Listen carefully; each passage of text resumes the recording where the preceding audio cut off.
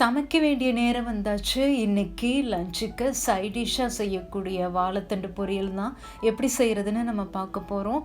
நீங்கள் வந்து வாழைத்தண்டு இதெல்லாம் கட் பண்ணி ரெடியாக வச்சுருந்தீங்கன்னா ஒரு 10 நிமிஷத்தில் குயிக்காக வந்து இது குக் பண்ணிடலாம்.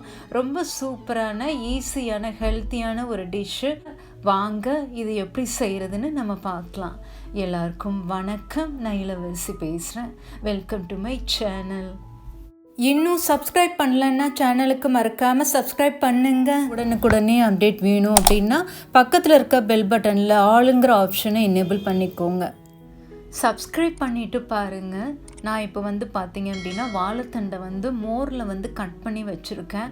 இது வந்து ஒரே ஒரு வாழைத்தண்டு. இப்போது ஒரு அரை கப் அளவுக்கு தேங்காயில் 2 பச்சை மிளகாவும் 1 டீஸ்பூன் வந்து சீரகம் போட்டு இந்த மாதிரி தண்ணி விடாமல் இந்த மாதிரி அரைச்சிட்டு எடுத்துகிட்டு வந்துடுங்க.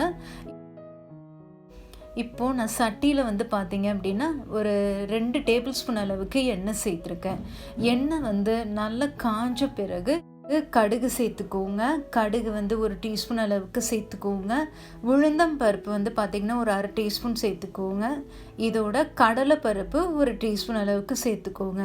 இதெல்லாம் சேர்த்து இது நல்லா வந்து பொரிஞ்சு வரணும். பொரிஞ்சு நல்லா வாசனை வரணும். இது நல்லா வறுபட்டதுக்கு அப்புறமா கருவேப்பிலை வந்து ஒரு 4-5 இலைகளை சேர்த்துக்கோங்க.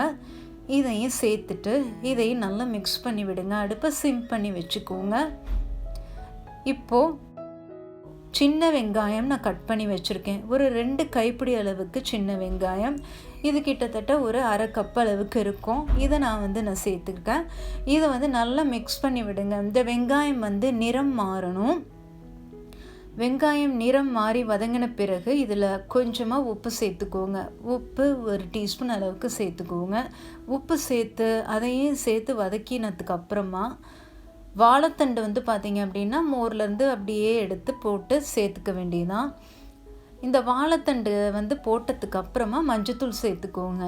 இந்த வாழைத்தண்டு வந்து பார்த்திங்க அப்படின்னா எப்போயாவது ஒரு தடவை சாப்பிடுங்க. இதில் நிறைய ஃபைபர் இருக்குது. அப்புறம் இது ரொம்ப இந்த வெயில் காலத்தில் வந்து பார்த்திங்க அப்படின்னா இந்த காய்கறிகள்லாம் ஒரு குளிர்ச்சியை தரக்கூடியது.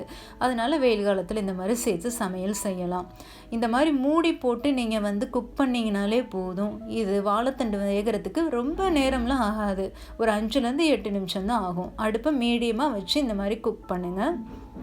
இப்போ பார்த்திங்க அப்படின்னா வாழைத்தண்டு கொஞ்சம் குக்காக இருக்குது. இதில் நம்ம தேங்காவை அரைச்சதை ஆட் பண்ணிக்கலாம்.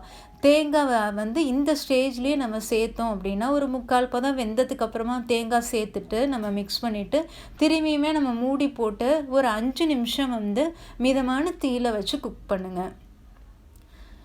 இந்த பானையில் எதுவும் அடிப்பிடிக்காதுங்கிறதுனால நான் மிதமாக வச்சு தீயை மிதமாக வச்சு நான் குக் பண்ணுறேன். நீங்கள் சிம் பண்ணி வச்சு கூட குக் பண்ணலாம். இப்போ பார்த்தீங்க அப்படின்னா சூப்பராக வாழைத்தண்டு அருமையாக தயார் பண்ணியாச்சு. இது குக் பண்ணுறது ரொம்ப ரொம்ப ஈஸி. வாழைத்தண்டு ஈஸியாக குக் ஆகிடும். அதனால் நீங்கள் ரொம்ப நேரம் சமைக்கக்கூடிய நேரம்லாம் இருக்காது காலையில். அதனால் காலையில் லஞ்சுக்கு சைட் டிஷ்ஷாக கடகடன்னு இதை செஞ்சிடலாம். ஸோ இந்த சம்மருக்கு இந்த மாதிரி வெஜிடபிள்ஸ் நீங்கள் வாங்கினீங்க அப்படின்னா கண்டிப்பாக செஞ்சு பாருங்கள். இது எப்படி இருக்குன்னு நம்ம டேஸ்ட் பண்ணி பார்த்துடலாம்.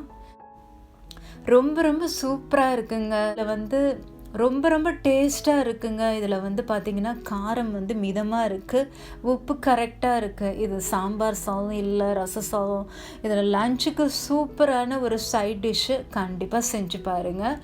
செஞ்சு பார்த்துட்டு இந்த ரெசிபி எப்படி வந்துச்சுன்னு சொல்லிவிட்டு கீழே கமெண்ட் பண்ணுங்கள். நான் ஷேர் பண்ணுற இந்த ரெசிபி உங்களுக்கு பிடிச்சிருந்துச்சு அப்படின்னா மறக்காமல் சேனலுக்கு ஒரு சப்ஸ்கிரைப் பண்ணுங்கள். நான் இன்னொன்று சூப்பரான ஒரு ரெசிபி வீடியோவோடு உங்களை நான் சந்திக்கிறேன். Thanks for watching.